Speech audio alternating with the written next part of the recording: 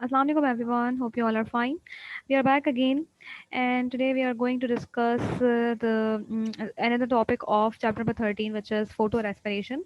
Botany portion में basically chapter number 13 में दो ही main topics हैं, एक तो gaseous exchange in plants और दूसरा उसी से related एक topic है, which is photo respiration. बहुत ही simple सा और छोटा सा topic है.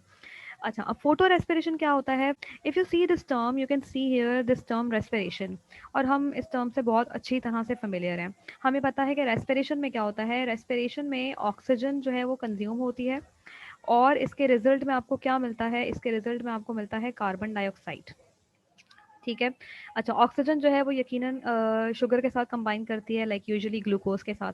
ठीक है. और आपको क्या मिलता है? आपको जो है वो कार्बन डाइऑक्साइड तो मिलती है, वाटर भी मिलता है, लेकिन इसके साथ मेन जो इंग्रेडिएंट होता है, जो मेन प्रोडक्ट होता है, वो आपकी क्या होती है? एटीपी होती है, क्योंकि रेस्पिरेशन का तो असल मकसद एटीपी की जनरेशन होता है ना, एनर्जी को प्रोड्यूस करना होता है.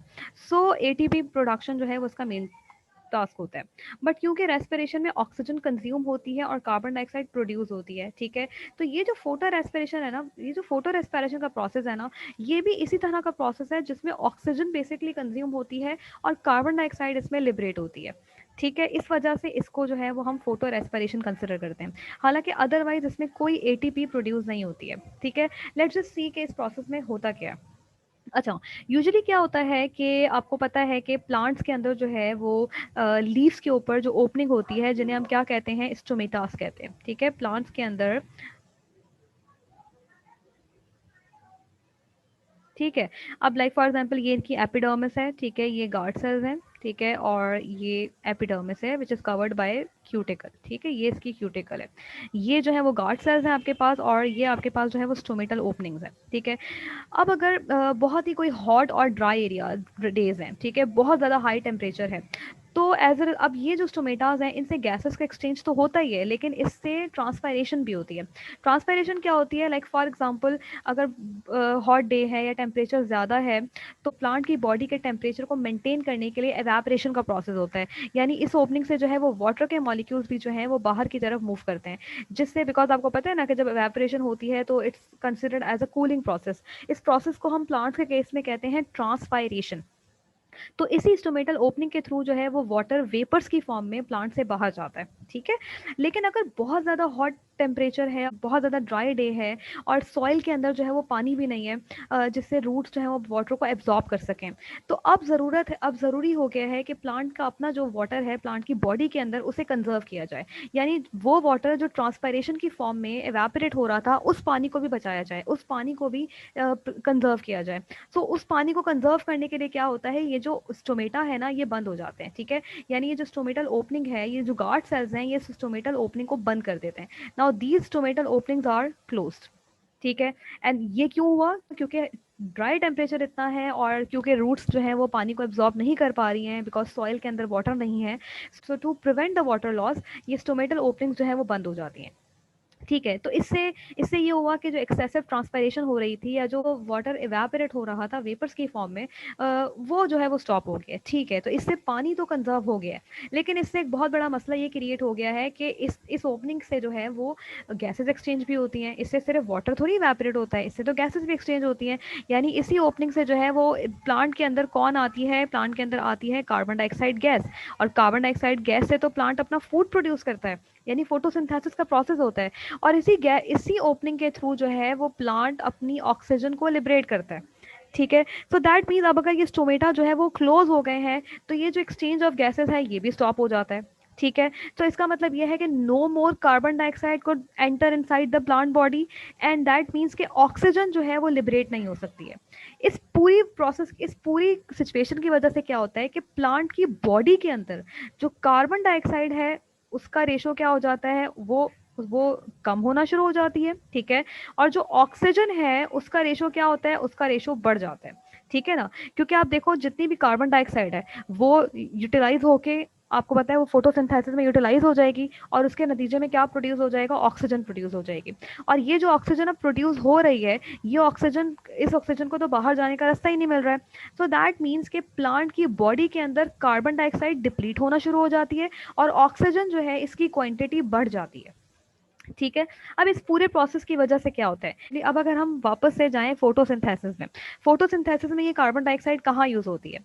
So if you remember photosynthesis में ये वो स्टेप था जिसमें कार्बन डाइऑक्साइड यूज होती है। क्या होता है, RuBP यानी राइबोलोज 1,5 बिस फॉस्फेट रिएक्ट करती है कार्बन डाइऑक्साइड के साथ in the presence of Rubisco, और क्या प्रोड्यूस होता है, 3 फॉस्फोग्लिसरेट जिसको हम शो करते हैं PGA से। ठीक है। और एक राइबोलोज 1,5 बिस फॉस्फेट एक कार्बन डाइऑक्साइड के साथ रिएक्ट करता है तो कितने पीजीए के मॉलिक्यूल प्रोड्यूस होते हैं, 2 पीजीए के मॉलिक्यूल प्रोड्यूस होते हैं। ठीक है, मैं बात कर रही हूँ एक की, बिकॉज जब तीन तीन मॉलिक्यूल यूज होते हैं तो फिर 6 पीजीए के मॉलिक्यूल्स प्रोड्यूस होते हैं। लेकिन अगर एक आरयूबीपी रिएक्ट कर रहा है एक कार्बन डाइऑक्साइड के साथ, तो 3 फॉस्फोग्लिसरेट के कितने मॉलिक्यूल प्रोड्यूस होते हैं, 2 मॉलिक्यूल प्रोड्यूस होते हैं। ठीक है। इस प्रोसेस को हम क्या, अब ये पूरा प्रोसेस किसकी प्रेजेंस में होता है, रुबिस्को की प्रेजेंस में होता है। ये जो रुबिस्को है इसकी फुल फॉर्म अगर आपको याद हो तो इट वाज राइबोलोस 1,5 बिसफॉस्फेट। ठीक है। और ये जो सी है it stand for carboxylase and O stand for oxygenase. Carboxylase क्योंकि ये कार्बोऑक्सिलेशन करता है, जैसे कि आप यहाँ देख रहे हो कि ये कार्बन डाइऑक्साइड को इस राइबोलोस 1,5 बिसफॉस्फेट के साथ ऐड करवा रहा है, तो दैट मीन्स क्योंकि यहाँ पे कार्बोऑक्सिलेशन करवा रहा है इसीलिए इसको कार्बोऑक्सिलेज कहते हैं। लेकिन इसके अलावा ये ऑक्सीजनेशन भी कराता है, इसीलिए इसको हम कहते हैं ऑक्सीजनेज। ठीक है। अब आप इस कंडीशन पर वापस आए, इस पूरी सिचुएशन में क्या हो रहा है, इस पूरी सिचुएशन में ये हो रहा है कि RuBP जो कि यूजुअली किसके साथ रिएक्ट करता है, कार्बन डाइऑक्साइड के साथ। क्योंकि कार्बन डाइऑक्साइड यहाँ पे डिप्लीट हो गई है, कार्बन डाइऑक्साइड अवेलेबल नहीं है रुबिस्को के लिए, तो रुबिस्को क्या करेगा, और यहाँ पर अब कौन अवेलेबल है ज्यादा क्वांटिटी में, यहाँ पर ज्यादा क्वांटिटी में अवेलेबल है इसकी जगह पर ऑक्सीजन। ठीक है। तो ये रुबिस्को जो रुबिस्को एंजाइम है,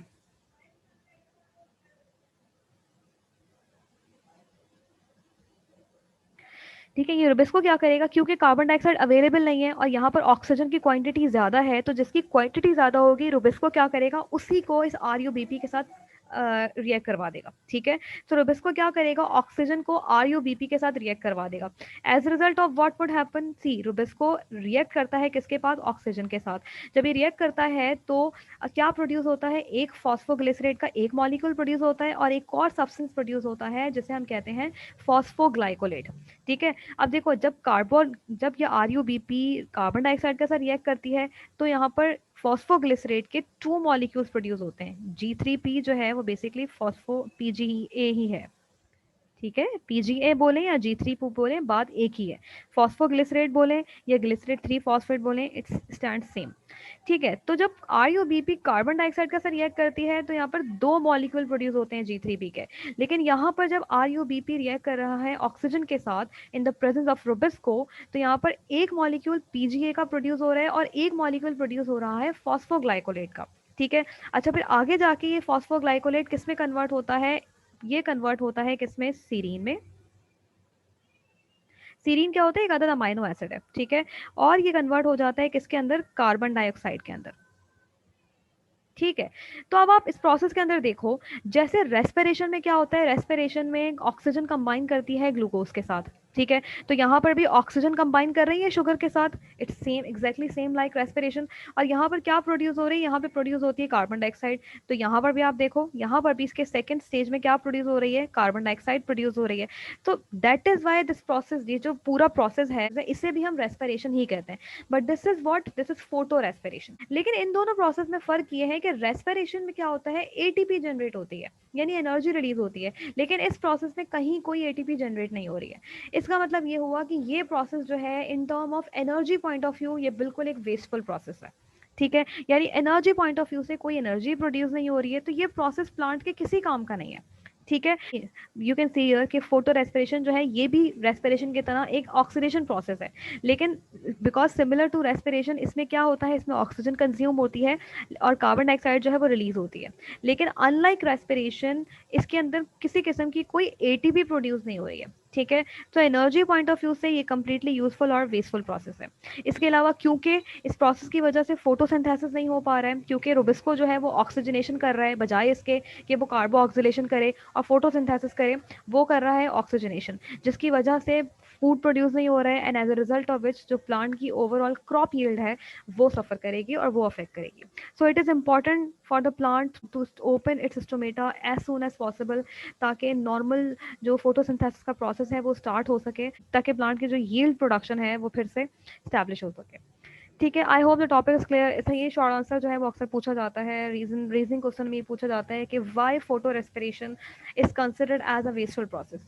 सो because from energy point of view, क्योंकि कोई एनर्जी रिलीज नहीं हो रही है, ठीक है, इसकी वजह से फोटोसिंथेसिस का प्रोसेस डिस्टर्ब हो जाता है, जिसकी वजह से क्रॉप यील्ड जो है वो प्रोड्यूस नहीं हो पाती है. सो ये सारे रीजंस हैं जिसकी वजह से फोटो रेस्पिरेशन ओवरऑल एक कंप्लीटली वेस्टफुल प्रोसेस है. So that was all for today. I hope the topic is clear. We'll meet you in the next video. Thank you so much. Allah Hafiz.